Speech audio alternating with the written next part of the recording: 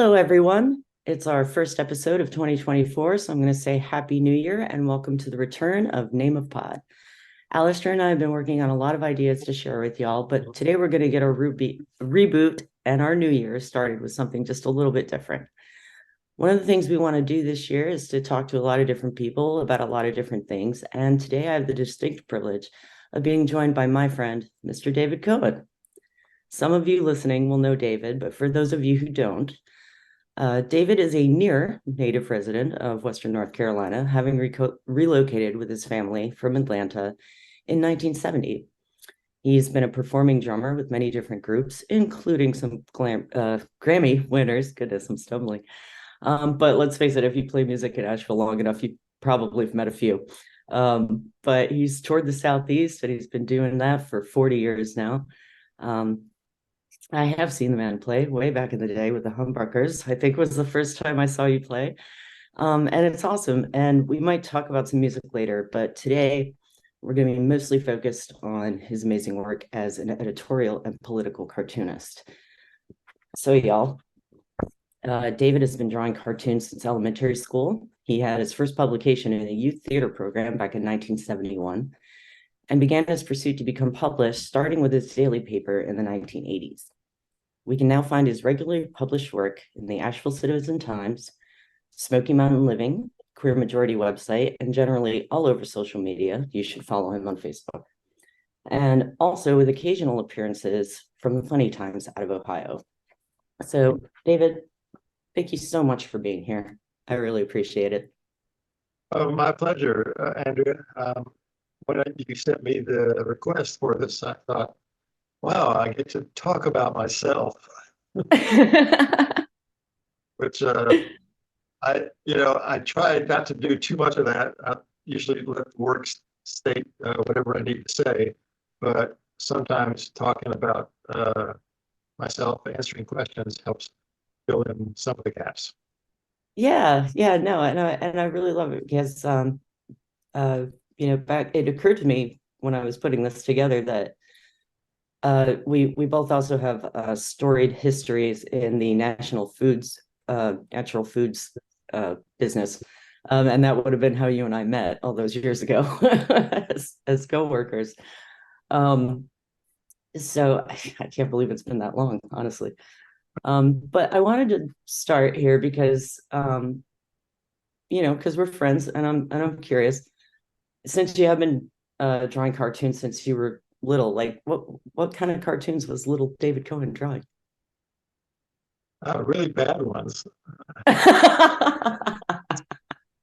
Um, the way I got started, my grandparents, my dad's parents were British, and they would send us these cartoon books by a British cartoonist named Giles. And I actually still have a lot of these books. They were incredibly detailed slice of life cartoons about this family in England, starting post World War II up till the 70s or so, maybe into the 80s before he died. But they were eye-opening cartoons that, to me, I could look at them now and still find new details. Oh, That wow. kind of got me started on the idea of drawing. I did do some pseudo comic strips back in the fourth or fifth grade. And like I say, they were really terrible. And my hope is that I've progressed some since that time. Yeah. No, that's great. So in addition to the Giles cartoon, what were other cartoons that you enjoyed when you were growing up? I was a big fan of the New Yorker and those cartoons. Oh, yeah.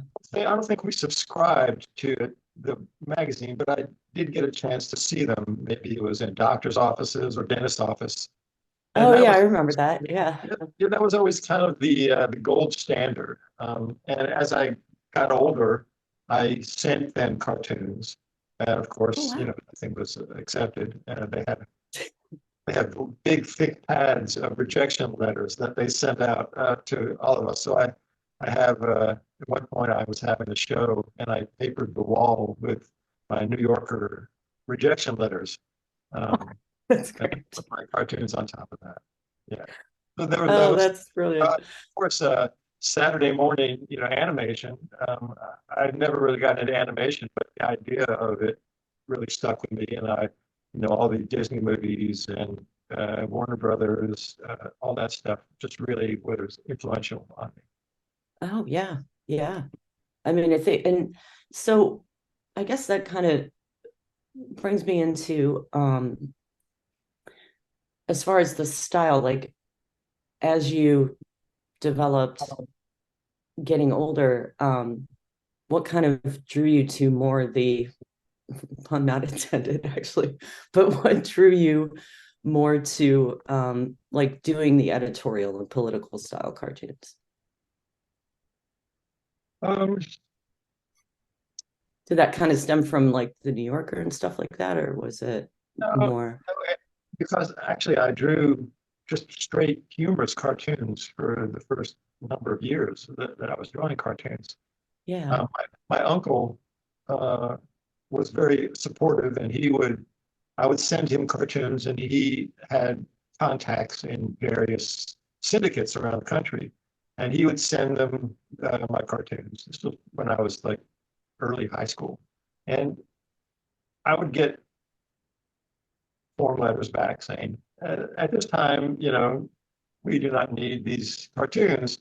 There was one editorial guy at a syndicate who actually wrote me back with suggestions, and he said to keep sending him stuff.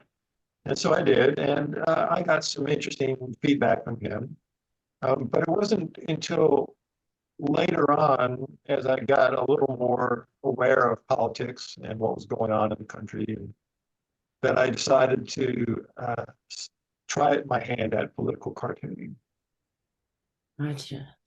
So another thing I love about it too, about your work specifically, is that you use that one panel format, that single frame. Like me growing up, I was a big fan of Gary Larson. Like I love The Far Side, and I always thought there's something really beautiful about that one panel. And I wanted to ask you, um, what really appeals to you about that format, and also what do you find most challenging about it? Well, I grew up with newspapers, and newspapers always had, an editorial cartoonist, and it was a single panel.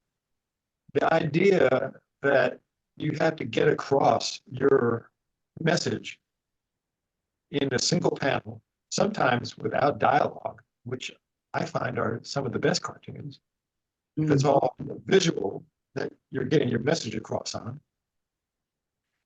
that's what drew me to it. I also have a hard time drawing the same thing twice, so it would be hard to do a strip. That's why I never got into comic strips.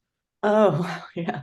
Developing a character that looked the same every day was a little past. Even if you look now, when I'm drawing Trump, there's slight differences every day.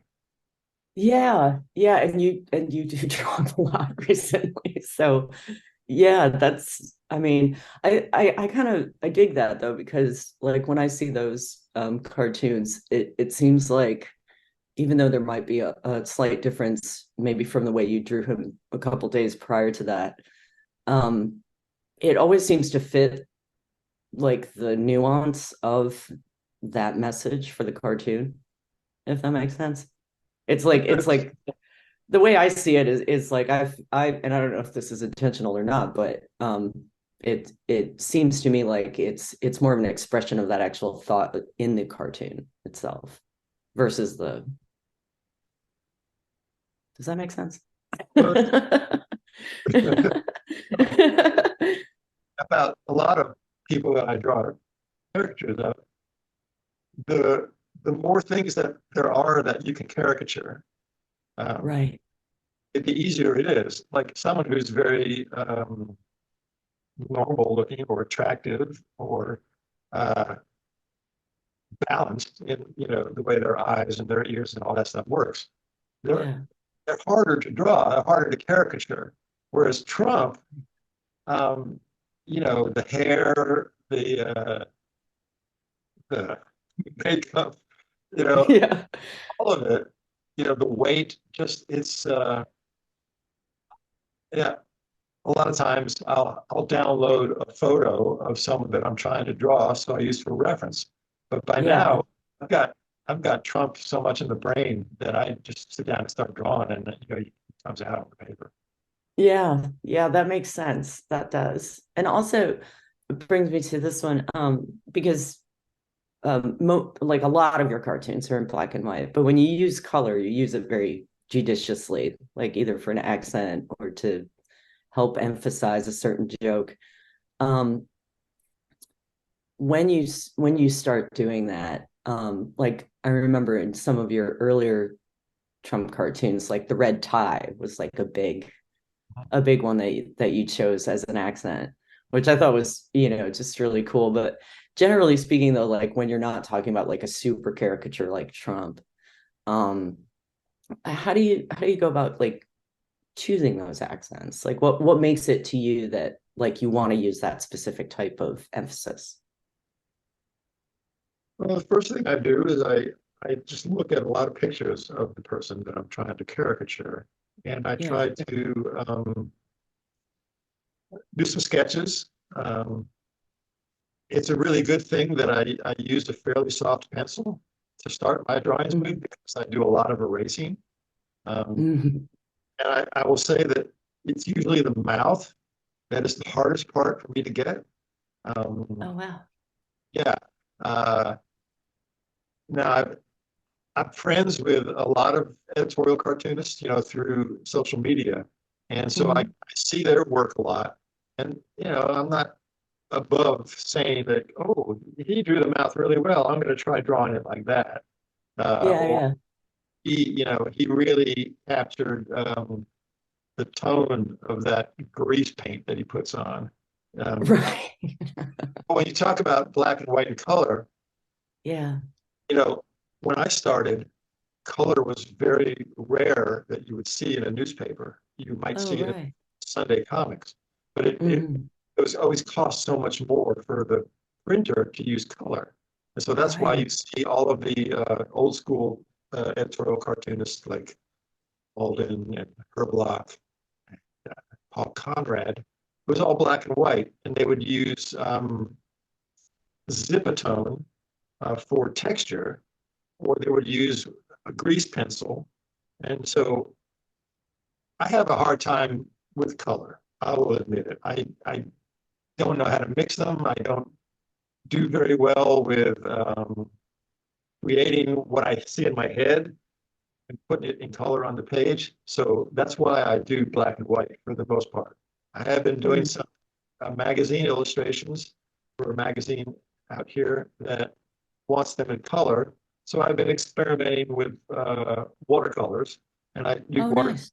and colored pencil for the most part when I do color. But really, uh, black and white is easiest for me, and it's also when it comes to backgrounds, Mm. kind of lazy. So I don't generally do a lot of background work, and I'll use instead of a grease pencil, I have a black Prismacolor colored pencil, and you can see that in my cartoons where I'll do a swath of this pencil, Mm. sort of intimate a something going on behind the main character in the cartoon. Wow. Yeah. Well, that makes a lot of sense. I do. I have to say that one of my favorite cartoons that you did in color, and I thought the color was perfect because it was the joke. Yeah. And it was I'll have to describe it since this is audio, but there was a little branch with some green leaves, and then there was a red leaf that was falling off of the branch.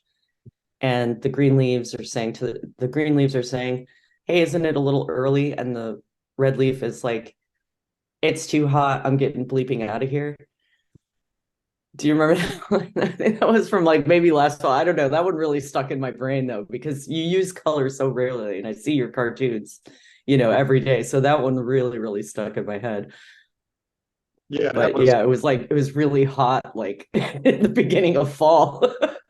had to have color for that one. And this website that I do some work for, it's a queer majority out in Yeah, California. yeah. Oh yeah, yeah. Do tell us about them. They contacted me. They'd seen my cartoons, and they wanted their whole mission is to, I guess, to destigmatize anything to do with LGBTQT plus whatever.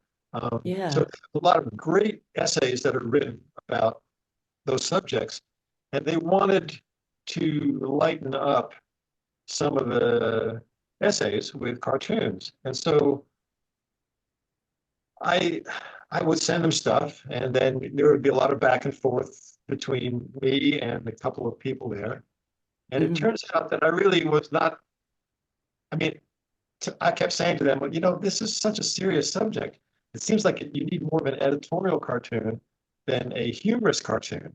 And they were Right. like, well, maybe for some of them we can do that, but we really want to break it up with some humor. So how it eventually evolved was that they would send me ideas and I would draw them. I wasn't coming up with the ideas that worked for them. So I said, look, I'll just be an illustrator for you. And you can Oh, wow, yeah. send me the idea. I'll send you a pencil sketch. You approve it or don't approve it, or send me changes that you want. And I'll do that. And it turns out that for me, I just don't sign those cartoons because they're not my ideas. And Right. happy to do it. They pay me really well. So Mhm. I'm happy to do that with them. And it's for a while it was a lot, and now it's infrequent, but it's still something that I enjoy doing, and they like having me do it. So hope it goes on for a while longer. Oh, that's great. That is great though, because they obviously, you know, wanted to work something out with you because they appreciated your style, I Yes. guess, because so that, that definitely speaks volumes, I think. And that's Yeah. also When I first was contacted by them, I said, well, I'm straight, and I don't have a lot of ideas in my head for cartoons that would work necessarily for you guys. And they said, well, that's fine. We welcome all viewpoints. And when it comes down to it, and when it came down to it, basically it was like, okay, well, here's the idea, draw it. yeah, there you go. Nice. So, um, speaking of ideas though, circle back to that because I'm not going to ask you how you come up with your ideas. I know that's a question that people get asked. Or, I'm a songwriter. How do you write your songs? Like, no, we hate that question. So that's not what I'm going to ask you. What I want to ask you is, how do you choose, sir, with all of the things going on in the world, and you draw some really powerful political cartoons? How do you choose from day to day? Because I know you're published frequently, and I do get your cartoons daily. So, um, what makes that one panel for you when you have so much to choose from? So the first thing I do when I get up is I log on and I look at various websites, New York Times, Washington Post.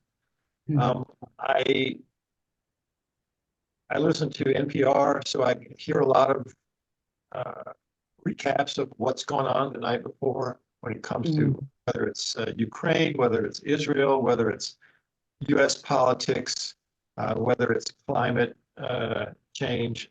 So there's always there's always something to draw about. Um, I've been accused of having Donald Trump living in my brain 24/7 because a lot of my cartoons, when it comes to American politics, that's pretty much the story. Now, I'm not a MAG Republican.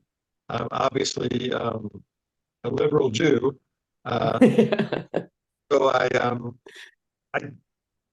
don't find a lot of fault with Joe Biden. I find that he's gotten some stuff amazingly done that has been very Yeah. beneficial to the country.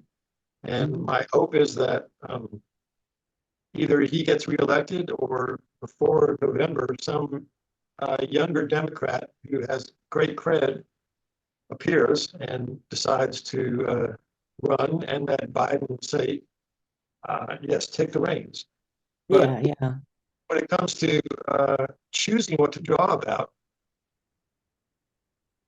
you know, even though newspapers are in decline, there are a buttload of editorial cartoonists out there, Yeah, and yeah. all all seeing the same news stories. We're all seeing the same events, and we are all trying to be first with a cartoon about what just happened. Now, Hmm. a lot of times, so take 9/11. You can, Yeah. how many cartoonists drew a weeping Statue of Liberty uh, Hmm. or a crying bald eagle? Uh, there's a term for when 4 or 5 cartoonists come up with the same idea. I'm trying to remember what it is. It's a Yahtzee. It's called a Yahtzee. Oh, it's called a yacht. Oh, wow. See, I wondered that about just what because I think about that with late night hosts sometimes.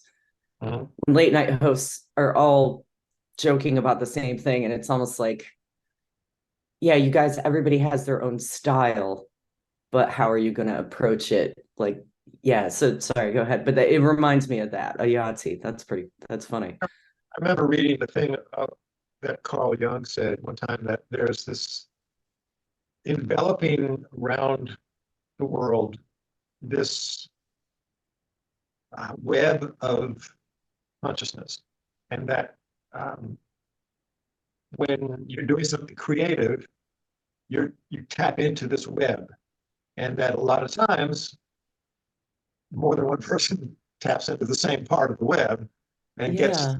the idea. So a lot of cartoonists I've talked to said, well, yeah, I never use the first idea I come up with. Or if I come up with an idea, I'll Google that idea and see if anybody else has drawn it. For me, Mm-hmm. for me, a lot of times I will draw the first thing that I come up with because it seems like a really good idea. If someone else draws it, well, someone else draws it. Right, right. We do tend to come up with the same ideas, but a lot of it will show up in the drawing, how different that looks from cartoon. Right. Yeah, because even if the thought is the same, stylistically, it's going to be presented differently. Yeah, So yeah, so kind of like with the late night hosts, it might be the same thought, right. but stylistically, it's still different because everybody has their own way of speaking, whether that's through a drawing or stand-up comedy or whatever. Yeah, Um, a lot of so people, that a lot yeah. of young cartoonists now, and even older ones who are open for change, are now doing all their work digitally. Mm, For me, my thing is I just love having a blank piece of Bristol board on my table and yeah. staring until something forms in my head and I start sketching. And I might erase it. I might do that 3 or 4 times. But Mhm. just the actual physical, it's kind of like holding a newspaper. I like to hold a newspaper as opposed to looking at the online version of the newspaper. A lot of times you'll see something in a newspaper that you're holding that you wouldn't necessarily read because your feed might be much more algorithmically tailored to what you've read before. So it's interesting to me to open up the newspaper and go, oh, look, there's something I hadn't thought about. Let me read that article.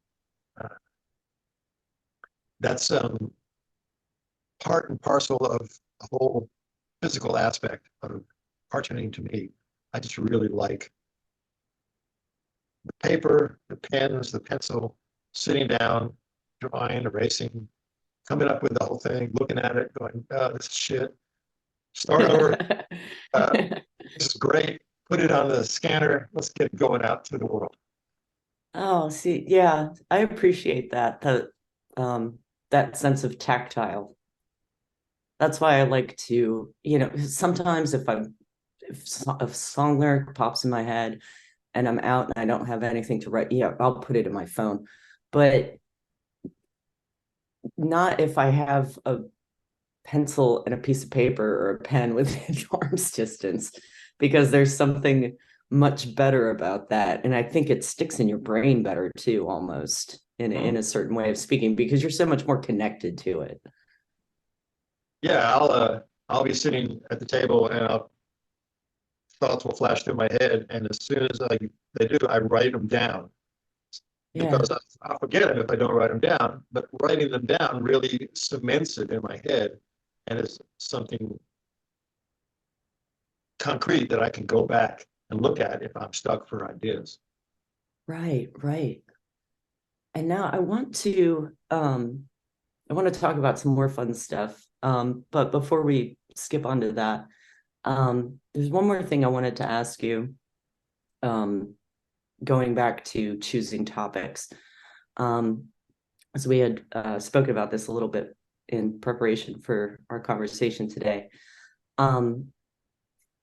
So recently, and we don't have to reference them specifically, but recently, there was one or maybe two cartoons that you withdrew yourself because they were causing a little bit of a stir on Facebook.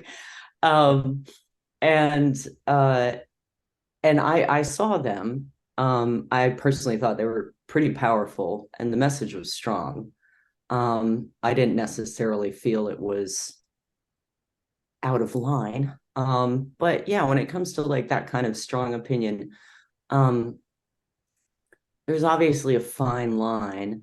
And it was your choice to retract those cartoons. So I wanted to ask you like, obviously you did that based on some feedback, but what kind of brings you to that decision when it comes to those situations? The the atmosphere in this country right now. Okay, so I'm Jewish. Yeah, yeah, yeah. I have I've not had a whole lot of anti-Semitism in my life, but I've had some. Mhm. Yeah, Um, and when you reference back to the Charlie Hebdo in Paris, where there's came in and killed 11 people, including like 5 or 6 cartoonists in this newspaper, yeah. because they had drawn Mohammed. Uh, Hmm. so generally, I don't want to censor myself. And I've had some cartoons rejected by my publishers. But for the most part, I feel that, okay, I'm putting my opinion out there. I can't really deny someone else the right to put their opinion out there. But lately, there's been a little more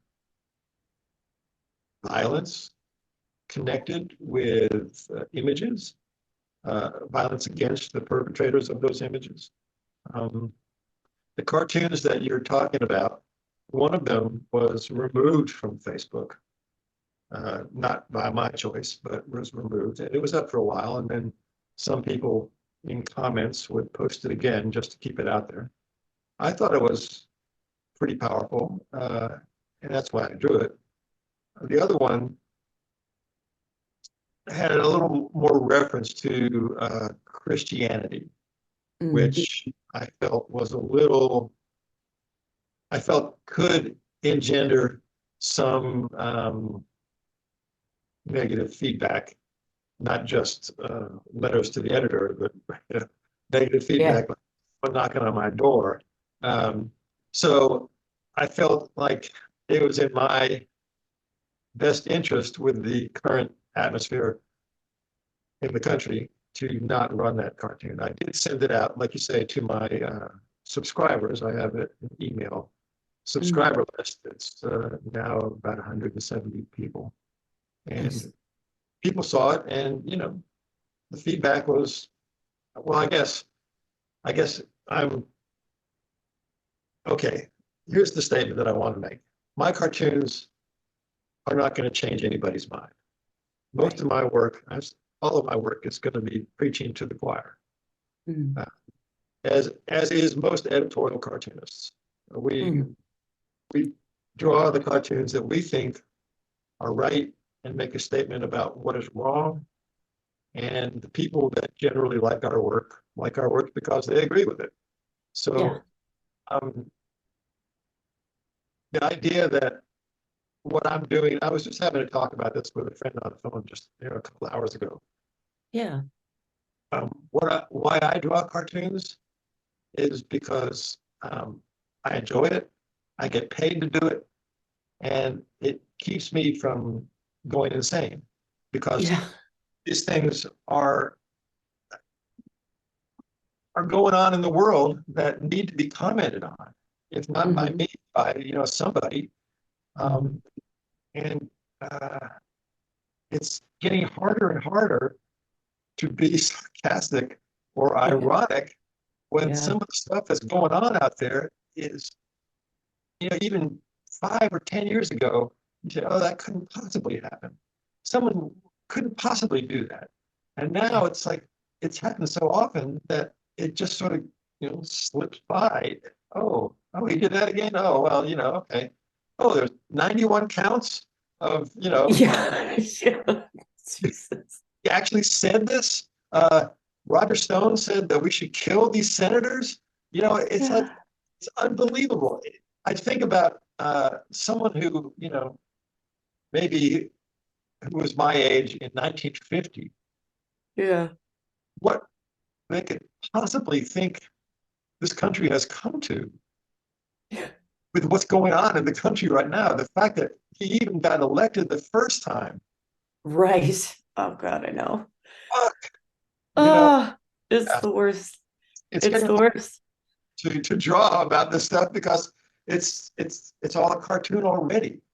Yeah, you just reminded me of a Patton Oswalt bit where he talks about not having or not really doing jokes about Trump because first of all, they're already been done. And by the time you come up with one though, it's like, oh, I'm going to talk about this. And he's like, and then you turn around and I'm paraphrasing, but he's like, but then you turn around and everybody's like, we don't want to hear about the dance on the sombrero because behind you right now, there is a tractor trailer on fire with a bunch of monkeys high on PCP flinging poop at each other, because it's like it just gets more ridiculous by the moment. So you can't even really keep up with it. So I, I reference that because it's like I do not envy the amount of material that someone in your field has to work with because Yeah, it does seem insane.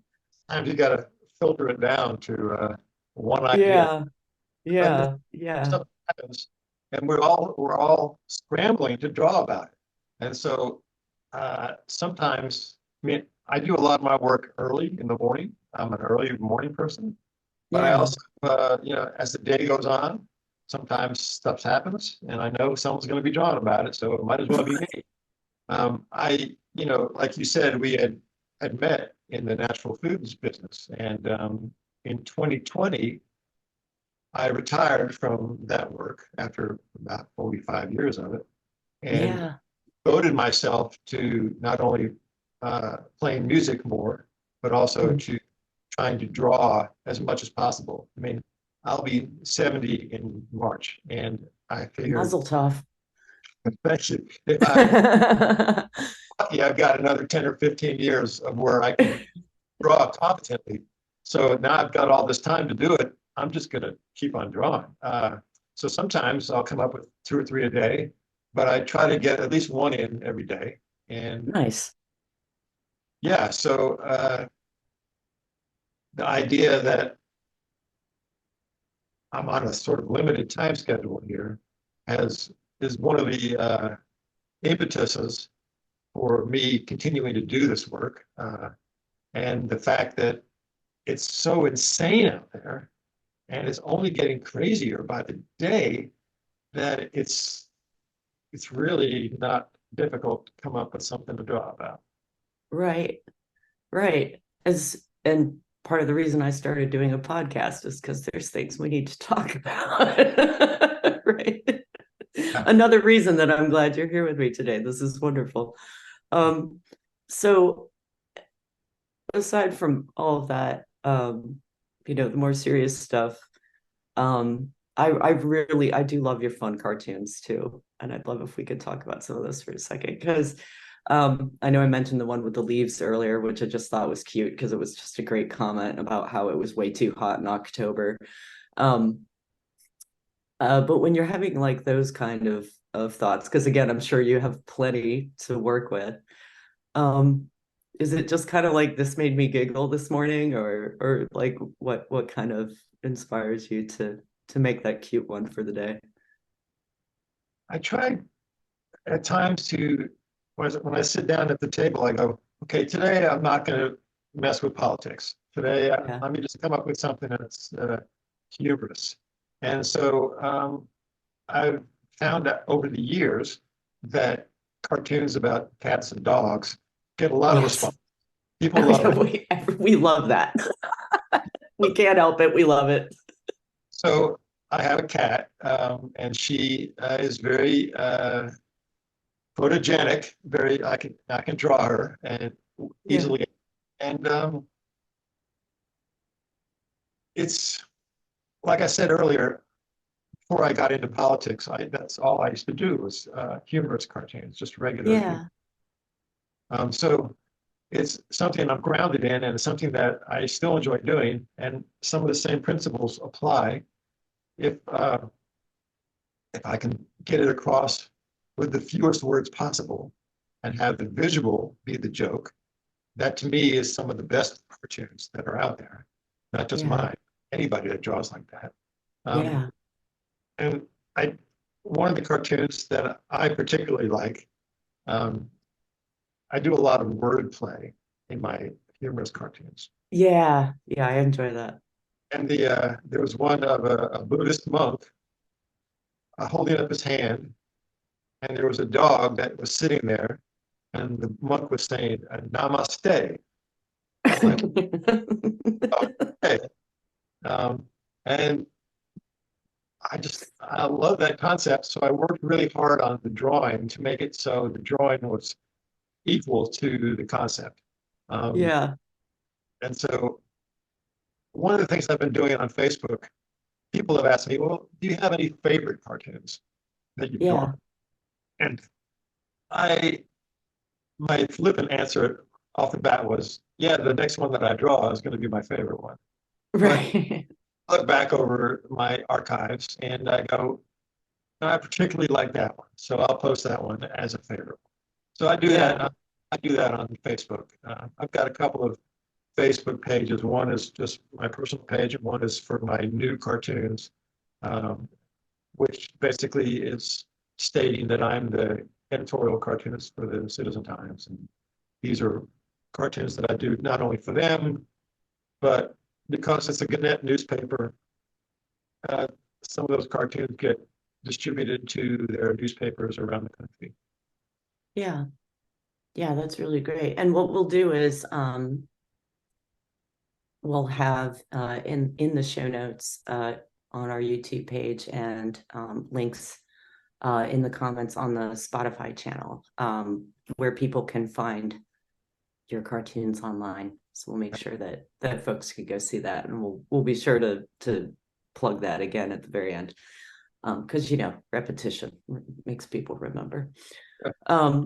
So one more thing I wanted to ask you before we kind of wrap up a little bit with some fun stuff. You mentioned in our conversation preceding today that some of your work's been printed in some college textbooks and also appeared on a standardized test in Maryland. And I want to know what the context was there and how that happened. Like, what was that all about? Well, those were people contacted me. I think that my work has been mostly seen around the world through social media, but there's also been some people will say, "Oh, I saw your cartoon in my newspaper today." And it's a friend in Jackson, Mississippi, or Des Moines, Iowa. Um, so I was contacted. Well, let me just say this. There's one thing that happened. I had a cartoon in Funny Times, a comic cartoon paper out of Ohio, and it was cartoon was the big band theory instead of the big band. Oh, And it was nice. all of these musicians behind the little stands in a big band out in space, and they were exploding. Well, and a very famous avant-garde jazz composer saw the cartoon, got in touch with me through the newspaper, and said, "We want to use this cartoon on the cover of my next CD." And I said, "Well, that would be okay. And I can redraw it to put you in it." And she was like, "Oh, that would be great." So it turned out to be a really nice collaboration. I did a lot of work for her. Her name was Carla Bley. She just recently passed, but Oh, she and bless. her partner, Steve Swallow, a bass player, incredible bass player, um, they have used my work not only in some of their CDs, but also for their record label website. Um, and I got to meet them one time. I went to see them play at Vanderbilt in Nashville, and just the two of them, and it was great. Oh, cool. And her daughter still is a subscriber to my cartoon newsletter. Oh, Um, that's nice. the college textbook, I got contacted by this publisher, and they wanted to use one of my cartoons that they'd seen in the textbook. And I, had signed a contract, got paid, never saw the book, but I'm assuming it was used. And I got contacted by this test. It's a standardized test that all high school students take, but I don't think it was the SAT.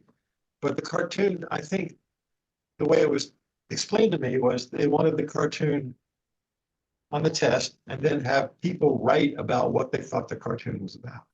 Oh, right. The contextualizing.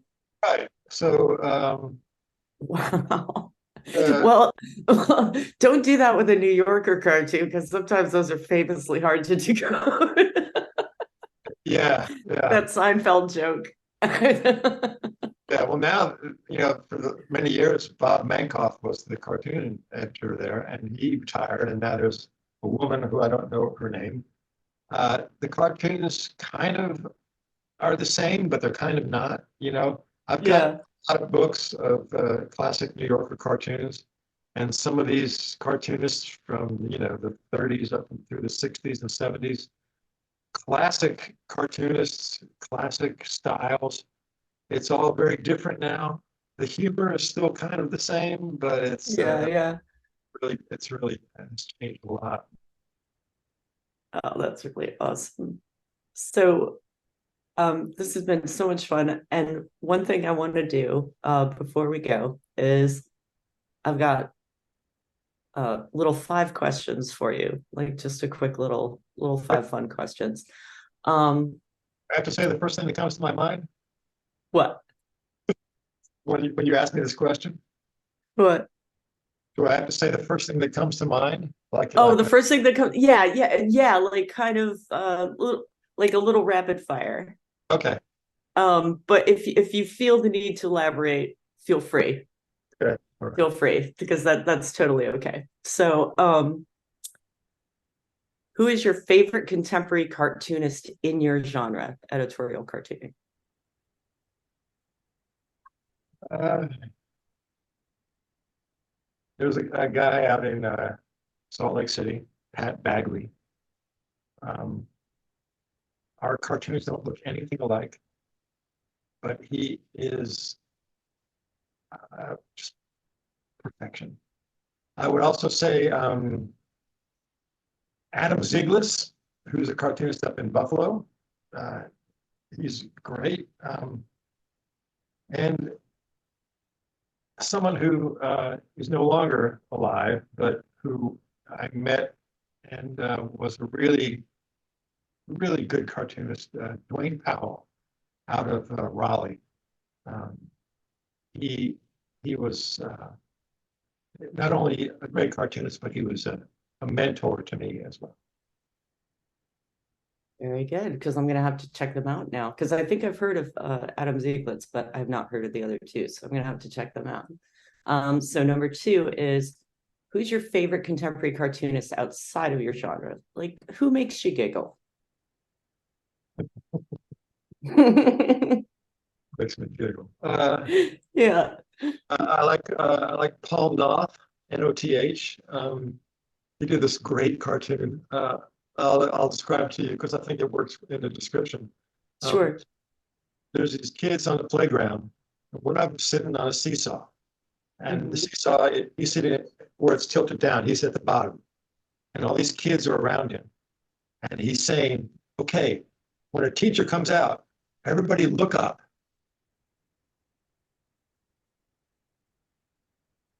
Yeah, that's good.